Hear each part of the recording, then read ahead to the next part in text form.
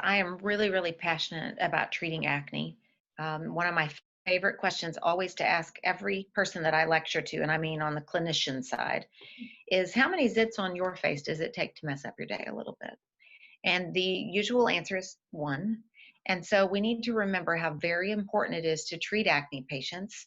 When something like this crisis hits, they are not the patients that should be disposed of. Not that anybody's doing that, but these people deserve to continue to be treated to the very best of our ability. And so I would just, I would make a case that no matter what, try to find a way to take care of these patients and be thankful for your acne patients at a time like this, because maybe when you weren't able to see your full schedule, we were able to still care for these acne patients and really improve their quality of life and their skin health. And that's an important thing to do. I think it's been all over the board. And so early on, people would say, "Oh, is is their acne doing better?" Because maybe early on they weren't as stressed, they were getting more sleep.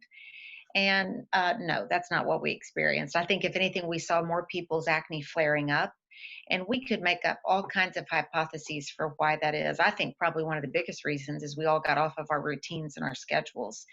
And so, maybe because you were eating differently, your sleeping patterns were different. Did you just neglect to put your medicine on? I think that was at least part of it. We are now, there really does seem to be some truth to people getting more acne under the mask. We are seeing that a good bit. And so I think all of this has had an impact on acne.